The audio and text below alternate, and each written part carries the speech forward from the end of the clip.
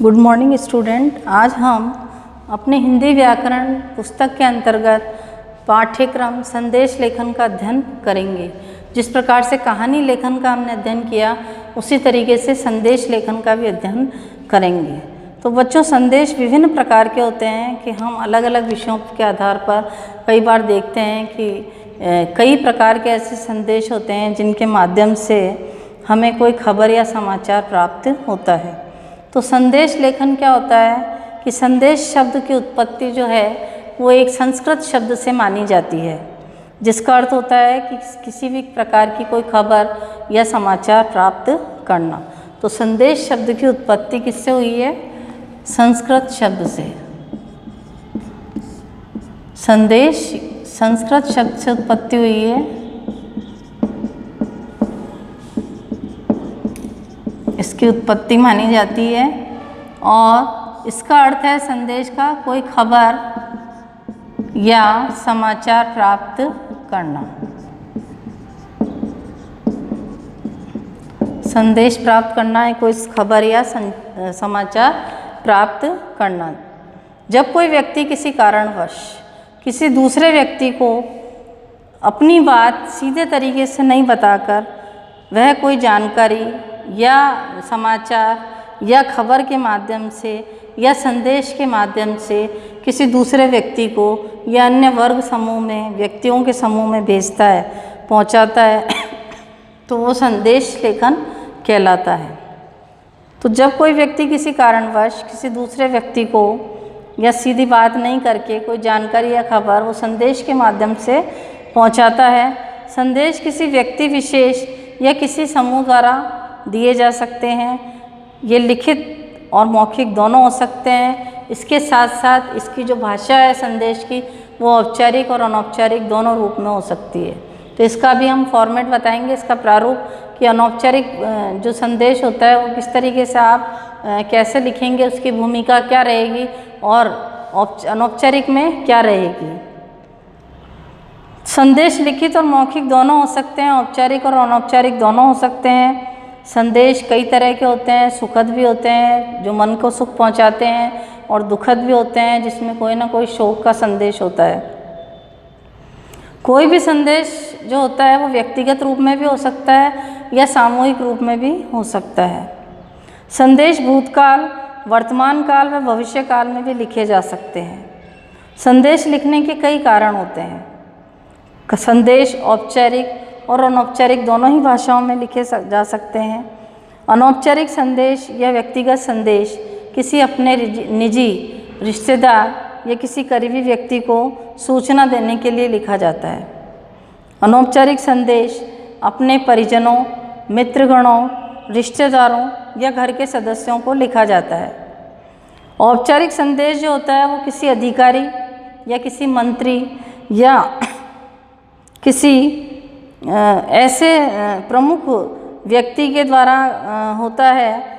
जो ऑफिस का जो अधिकारी होता है वो किसी कर्मचारी या आम जन के लिए सार्वजनिक रूप से लिखा जो संदेश देता है वो उसमें अनौपचारिक भाषा के अंतर्गत आता है। कोई भी अधिकारी जो है सामूहिक रूप से जनता को संबोधित करते हुए कोई अपना संदेश भेज रहा है तो वो सामूहिक रूप से औपचारिक संदेश के कहलाएगा।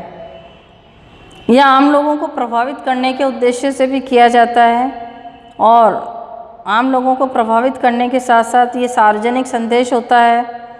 आजकल जो संदेश भेजने के कई तरीके हैं, जैसे व्हाट्सएप पर भी कई लोग मैसेज करते हैं, संदेश भेजते हैं। इसके अलावा एसएमएस करते हैं, ईमेल के जरिए भी भेजा जाता है, और फेसबुक, ट्विटर आदि के माध्यम से भी अनेक सोशल मीडिया के ऐसे प्लेटफॉर्म हैं कि जिनके माध्यम से वो मैसेज या संदेश भेजा जाता है, जिनके जरिए संदेश भेजे जाते हैं। तो सबसे पहले बच्चों, आज हम संदेश का प्रारूप, संदेश लेखन का एक प्रारूप देखते हैं अनौपचारिक और औपचारिक में। तो देखिए,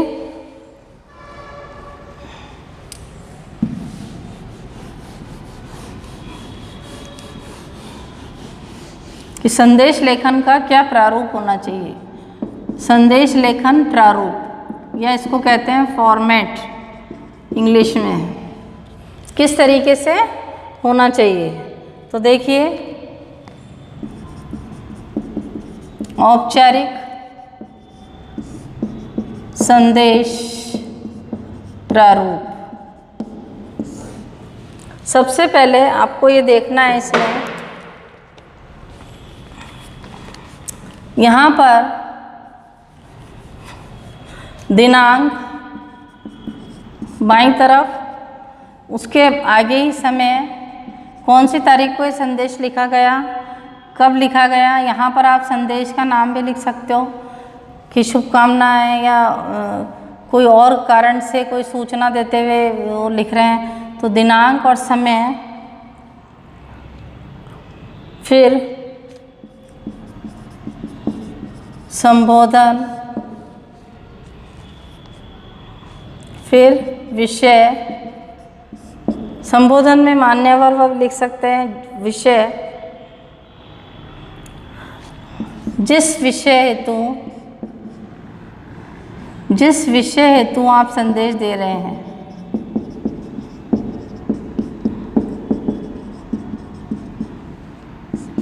इसमें तो आप लिख सकते हैं, जैसे कोई अधिकारी लिख रहा है कि सभी आम जन को सूचित किया जाता है, या सामूहिक रूप से सभी व्यक्तियों को सूचित किया जाता है, या ऑफिस में कोई किसी भी वर्ग का कोई, या किसी भी डिपार्टमेंट या विभाग का कोई कर्मचारी का समूह है, तो उनको भी संबोधित करते हुए इस तरह से लिख सकते हैं। विषय, जिस विषय हेतु आप संदेश दे रहे हैं उसके बारे में आप ये 2 लाइनें लिखेंगे, और उसके बाद आप यहाँ पर लिखेंगे आपका नाम।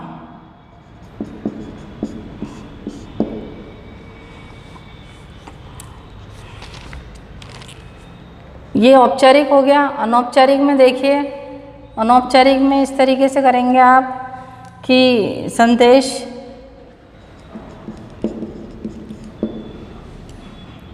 अनौपचारिक,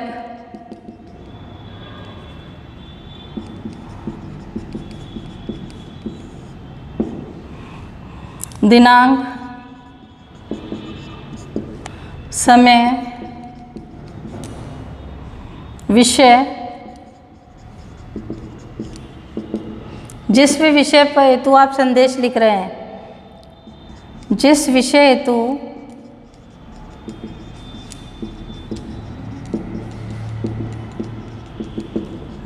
हेतु संदेश लिख रहे हैं, और आपका अपना नाम आ जाएगा इस तरीके से, अपना नाम। तो इस तरीके से ये औपचारिक संदेश प्रारूप हो गया, ये अनौपचारिक रूप से हो गया है।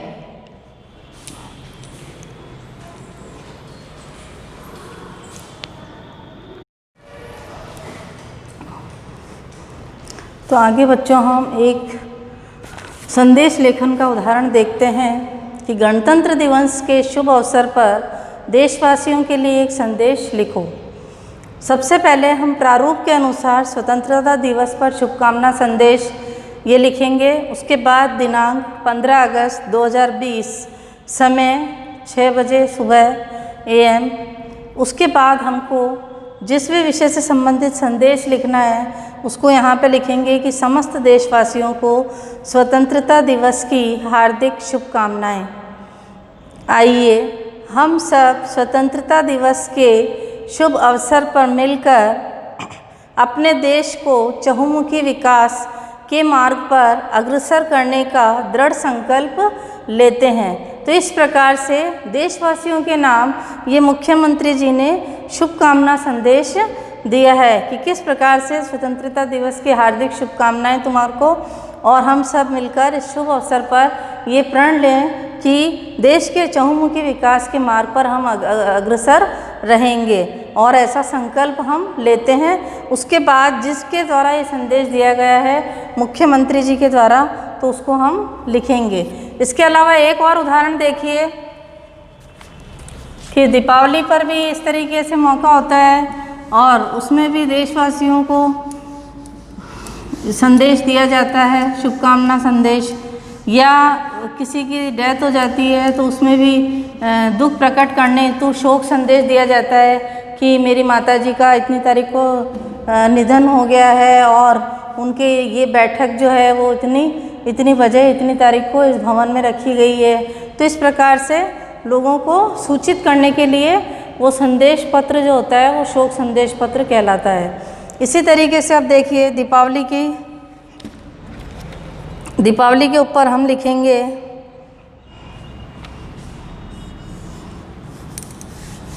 तो उसी तरीके से हमको ये लिखना है, दीपावली पर्व पर शुभकामना संदेश। उसके बाद हम ये लिखेंगे, दीपावली आई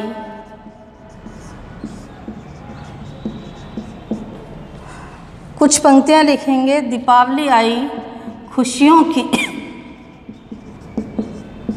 दीपावली आई खुशियों की सौगात लाई, खुशियों की सौगात लाई है। ये 2 पंक्तियों द्वारा हम इसको प्रस्तुत करेंगे।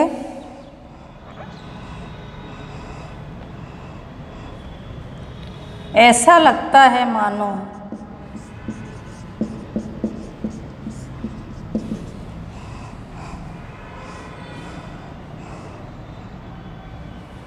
या ऐसे भी लिख सकते हैं, अच्छा लगता है, अच्छा लगता है कुछ ऐसा, अच्छा लगता है कुछ ऐसा जैसे सितारों की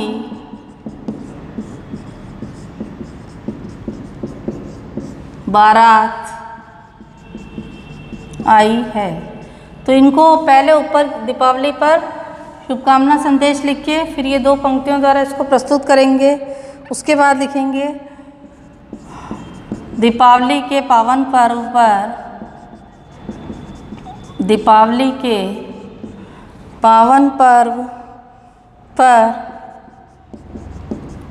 सभी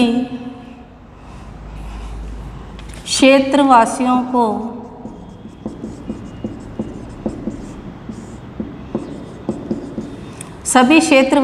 को हार्दिक शुभकामना, हार्दिक शुभकामना।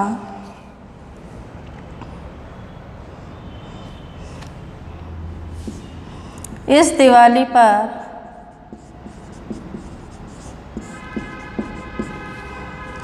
दिवाली पर माँ लक्ष्मी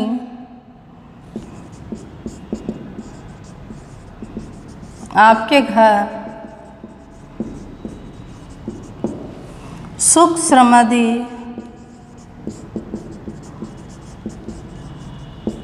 धन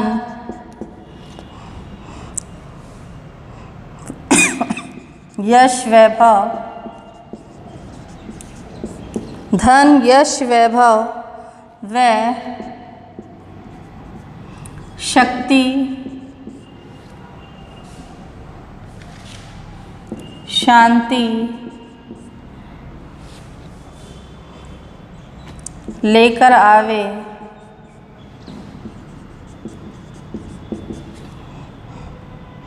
उसके बाद किसके द्वारा ये संदेश लिखा गया है, तो जैसे मान लो विधायक के द्वारा लिखा गया है तो यहाँ विधायक और नाम लिख देंगे, जैसे रामलाल जाट विधायक, ठीक है। तो इसमें आगे क्षेत्र भी लिख सकते हैं हम कि जैसे साताहा तहसील या क्षेत्र सहाड़ा, ठीक है। संदेश लेखन में फॉर्मेट के अकॉर्डिंग इस तरीके से एक संदेश और देखिए कि दीपावली पर्व पर शुभकामनाएं देते हुए सभी जो आम जन हैं, नगरवासी हैं, उनको विधायक के द्वारा ये संदेश दिया जा रहा है कि दीपावली आई खुशियों की सौगात लाई है, अच्छा लगता है कुछ ऐसा जैसे सितारों की बारात आई है। दीपावली के पावन पर्व पर सभी क्षेत्रवासियों को हार्दिक शुभकामना। इस दिवाली पर माँ लक्ष्मी आपके घर सुख समृद्धि धन यश वैभव व शक्ति शांति लेकर आवे। रामलाल जाट विधायक सारा। तो इस तरीके से कई प्रकार के संदेश होते हैं, जिसमें प्रमुख रूप से देखिए पहला तो होता है शुभकामना संदेश,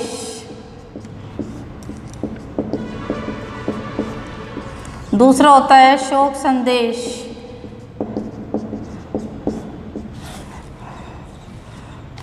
पर्व व त्योहार का संदेश,